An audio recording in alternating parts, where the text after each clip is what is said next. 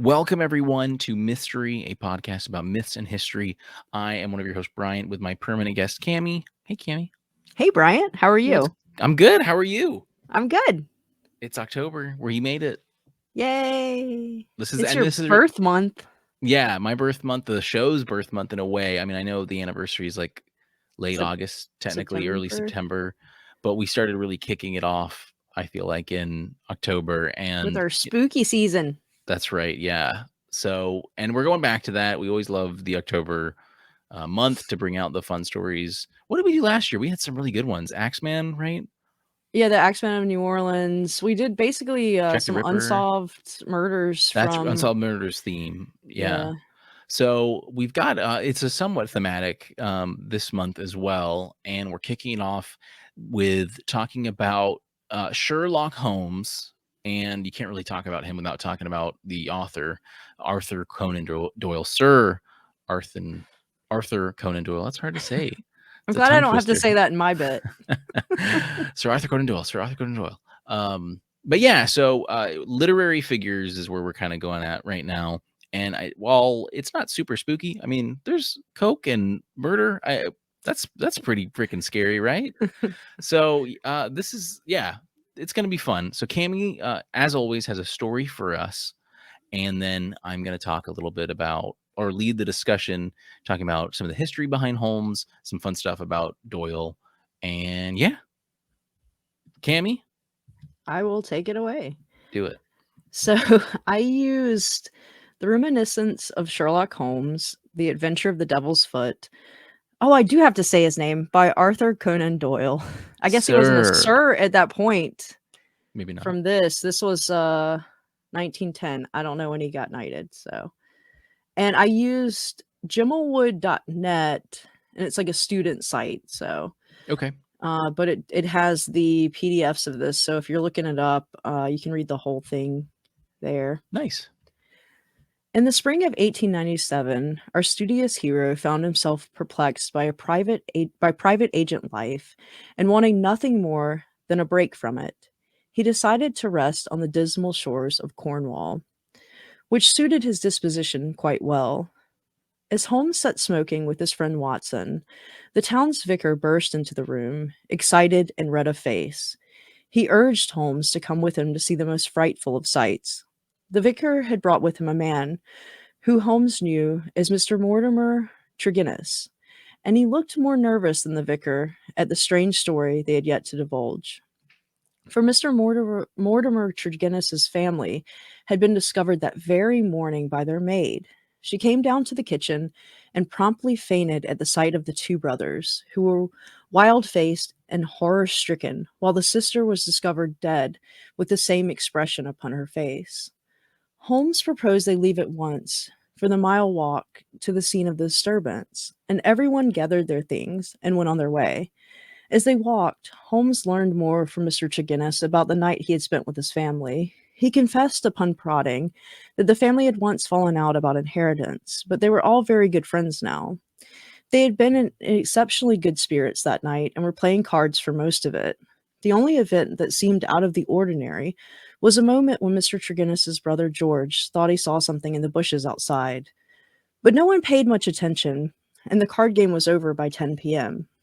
When they arrived at the scene, Holmes didn't see much in the way of evidence. The window where George had seen something in the bushes looked out to a flower bed, but with the foggy night, it would not have been easy to see far into the distance. Upon arriving back at their lodging, Holmes and Watson met the famous lion hunter, Leon Sterndale, who was eager to learn of the findings of Holmes' investigation.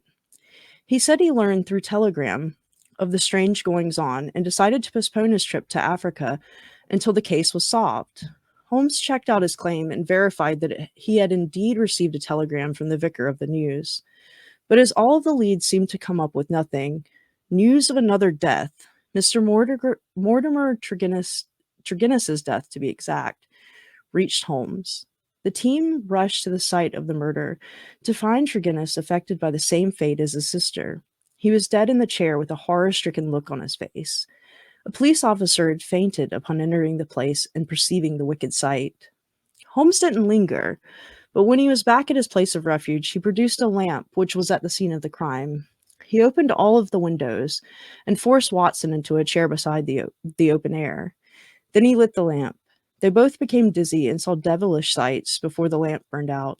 Holmes then, when he recovered from the drug, deduced that the only person who could have murdered the family was Tregennis himself, for no one had moved from the table since he left that night. Surely, if there had been a knock at the door or an intruder, the family would have gotten up from their seats. There was a battle over the family fortune. He had learned, of course, from Tregennis earlier in the walk to the family house. But he stopped short of saying that Tregennis had committed suicide. Instead, he summoned the lion hunter himself to his room. The man stood heads above the two detectives and seemed put out by being summoned. But soon he confessed to an affair with the Tregennis' sister, one where they were both madly in love. And realizing that Mortimer Tregennis had stolen the devil's foot root from his own collection of herbs from his hunting expeditions, and then used them to murder his lover, he knew he must strike out against the man, for his love was stronger than the laws of men. So Holmes, never having loved himself, but understanding the power of it, kept his secret and was happy to let the detectives blame Tregennis for his own death as well. When you said never having loved himself, I thought you meant like his self-loathing. No, Cammy, that's excellent. That's a great pick. And yeah, reading about the character, it's fun looking into. I started, of course, with Britannica and Wikipedia, but like there's fandom sites. There's a huge spectrum here, especially because of the TV shows lately that have really gotten popular. But Sherlock Holmes is absolutely huge, and it's crazy. I'll just kind of front. I really like. I really only listened to the audiobooks. I haven't sat and read them, but they're great. I listened to them free through the library app that I use that I talk about a few times, and they're really it's really interesting. I remember trying to read them within the last 10 years, and I just didn't stick. I don't read too much. I've got a few books, but yeah, the audiobooks are just great, and they're really enchanting to listen to. But I do love the film, the Guy Ritchie adaptation with oh my god, the Guy Ritchie, with so Robert Downey good. Jr. and Jude Law. Yes, really good. Absolutely love it. Don't like Sherlock. Get out of here if you're a Sherlock fan. It's terrible. Don't want you here. Get out. And also that No, guy is horrible. Hey, Mom. She likes Sherlock. Oh, I'm sorry. No, it's okay. I don't care for it. But Elementary is another really good spinoff that has Lucy Liu and then some guy, British guy, can't remember.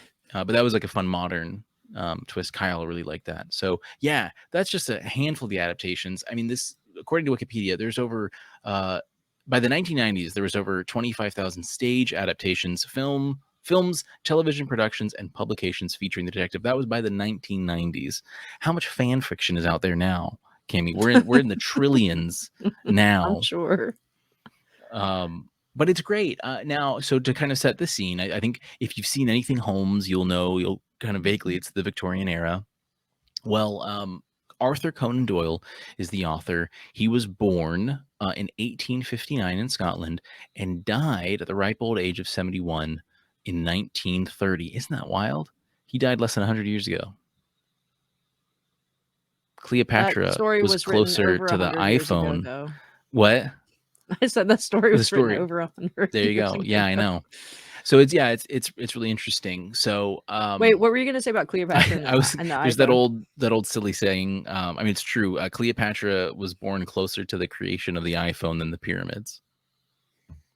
It's true. It's facts. Yeah.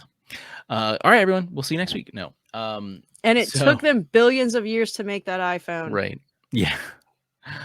But it's really great. Doyle himself is a really interesting character. He is mostly a physician, is what he's known as, but he's been writing for quite some time too. He came from a pretty okay family, it seems like. He was raised Catholic. He later kind of declared himself agnostic, but he actually was like a Catholic, but later became the term that's used in Wikipedia and Britannica, spiritualist mystic. So he kind of got into the mysticism of life.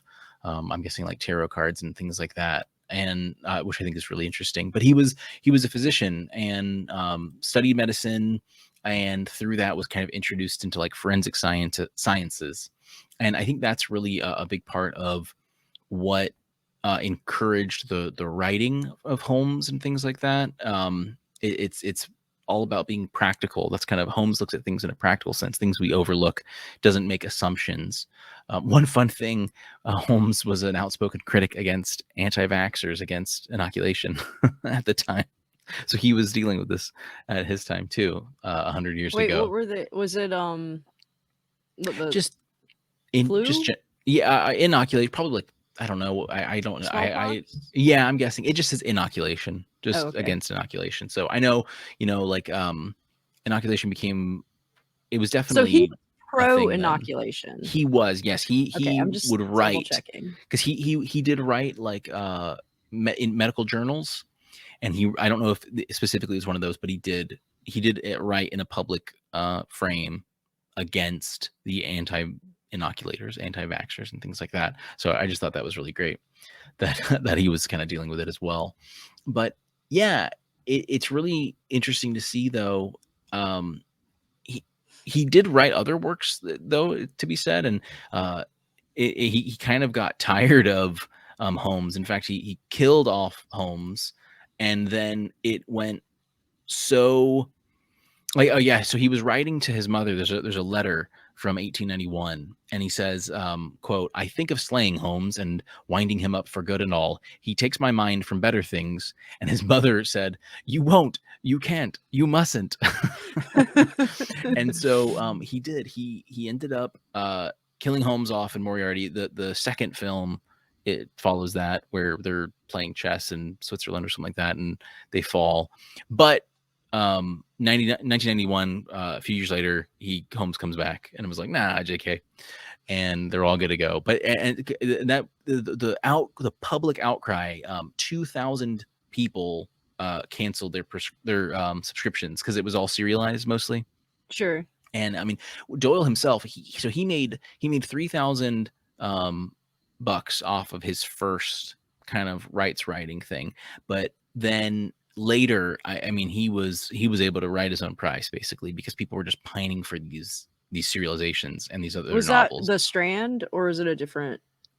I mean, it was several. There were several that Okay. he used. Yeah, there were several because after they're like a contract would end, or like I'll write this one book worth of serializations that'll take a year or two. They'll subscribe. You get so many people subscribing, and then when it's over, then publisher B is like, "Yo, I'll double that," and then everyone who subscribes, they learn Doyle's on this service, so then they all subscribe to So that. it's like when a show gets on Netflix or Hulu, basically. It is, Okay. yeah, like quite literally that. And so for the character of Holmes, he's actually he's based off of sort of a few things. I don't think Doyle ever specifically said yes, he's based on this, but one influence really is actually Edgar Allan Poe. We we know of Poe for a lot of other things, but he actually had a great detective character called Auguste Dupin, and who is generally acknowledged as one of the first big detectives in fiction.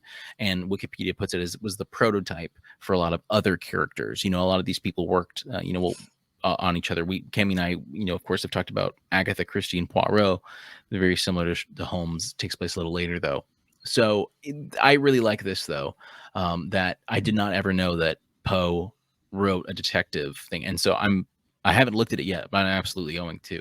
Auguste Dupin is that character. So Joseph Bell is also someone who Doyle seems to have admired. Doyle was a clerk for Bell, who was a surgeon, and I think Bell exemplified the Holmes thinking of deduction and practicality and things like that, especially when it came to being a surgeon. Especially at this time, it was tough. This was still the time where people were just like, just let it bleed, or just cut it off. No, you can drink that water that I just pooped in. Don't, it's fine. Go ahead. That this is the time Take period the we were in. cocaine and the heroin. Yeah, pretty much. Yeah. Laudanum was like, like, oh, I blinked and it hurt. Well, here's some poppy infused, don't OD, but just drink this and you'll be good. You won't think about your blinking. So yeah, this is a pretty radical time for medicine, and I think seeing someone like Joseph Bell, the surgeon that he worked as a clerk for, really helped Doyle. Doyle also was a big justice advocate. Doyle actually helped acquit people, at least 2 people, of their crimes. They were exonerated, I should say. That he ended up, and he actually paid the cost for an appeal for this guy Slater. He felt like there were inconsistencies in the prosecution's case, and he just felt that he wasn't guilty, and so he actually helped. He funded it and then looked into it as well. So yeah, it was pretty cool. He liked to sort of solve these puzzles as well. So yeah, justice advocate, physician, writer. He was pretty crazily just a good busy guy. I mean, he just really kept his life going. Married, his wife passed away. He got married again. Had a few kids. I mean, the estate is still kind of going strong today. I don't know how it kind of goes on there, but yeah, it's pretty cool to see Doyle's evolution, how Holmes really stuck with him, almost how he didn't seem like he hated Holmes, but he kind of felt stuck to this character, but then kind of caved in but made it work too. He finished the story. He brought stories back, made it work, and it was really cool. Also, Doyle, he was a big sports guy too. I read this. I'm listening to these great courses from Patrick Allen. He's a university professor, an English guy, and he was talking about, I can't remember what lecture this came up in, but Doyle played cricket with the author of Peter Pan. Oh, wow. James M. Barrie. Thank you. And so yeah, You didn't that's think pretty I'd know wild. that.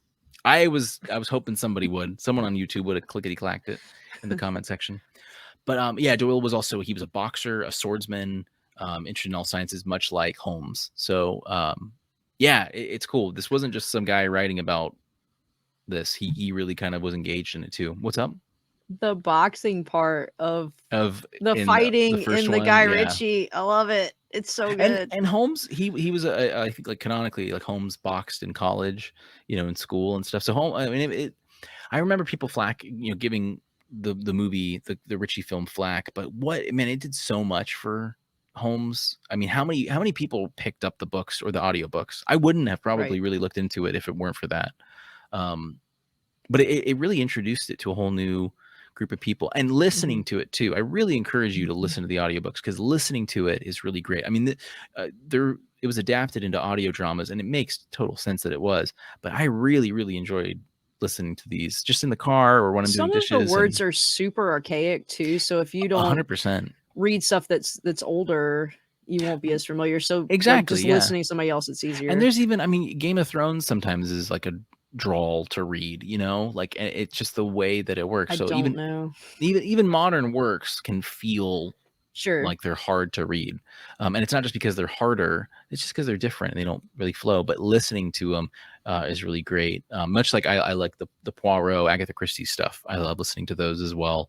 And I guess the serialization comes in too, because the chapters are really well chunked out and things like that in space. So You know something you would probably like? I think it's on Netflix, but Lupin, the yeah, I've seen that. Yeah, based off of Arsène Lupin, which is right. also a French based. I don't remember what year that was though. If that was before or after. Oh, I don't know. Hold on, Arsène.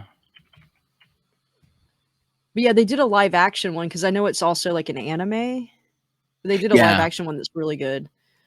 that was 1907. So it was kind of Close, same contemporary. time, yeah. Yeah, it looks like it was just kind of had the benefit of being just after it, in a way too. That is another really famous one too. So but I haven't, I don't really know too much about that one. That one's like in the public domain though, it looks like. So that's cool. That's another nice thing about a lot of these is, yeah, they're out there and anyone can kind of just jump in. Yeah. So I'm glad we talked about this. I know it's not super scary, but definitely it's fun to talk about these things and learn a little bit more. The stories, some of them are great spooky mysteries. Cammy did a great job of kind of giving the nutshell story of them all. We kind of talked a little bit about this on the dogs episode that we talked about in England, I think, right? like with the Hound of Baskerville. Or Yeah, it was I another show. was going to use the Hound of Baskerville as the Yeah. source, and then because it's basically the same thing as Right. the church dog or whatever, and then Yeah, I the common didn't English myth. use Oh, it. okay. Yeah. That's good. But we talked about it, and now it's nice to be able to get this out. I've kind of wanted to talk about Sherlock Holmes. We weren't sure how to approach it, but it was just kind of nice just to throw it out there. And so, yeah, the theme of this month, we're going to be talking about more sort of literary characters. Should we say what the next one is, or should it be a surprise? Yeah, let's tell them what we have planned. What is the next one? I can't remember our Frankenstein. order. Frankenstein. Okay, cool. Yeah. So pretty contemporary time wise too, a little earlier. But yeah, this will be a fun story to talk about. This one definitely is a little more spoopy as far as that goes. But I hope you guys listened or enjoyed listening. I hope you listened to it. I hope you enjoyed this episode, and I hope you enjoy the rest of the month. October is always fun. So if you have enjoyed Holmes in any form or fashion, what's your favorite? If you like Sherlock with Benedict Cumberbund, let us know if you like that. Who? Benjamin Cumberland. Button. Got it. But I think that's all we've got. Remember to check us out on YouTube and all that. It really helps us out. Our link tree will have links for all of our social media stuff. Yeah. All right, Cammy, thanks for your story. I really enjoyed it. I Thank you, hadn't really Bryant. remembered that one. Yeah, absolutely. So everyone, we will see you next time. Ooh. Oh, elementary, my dear. That wasn't said in the books. That's what I'll leave it at.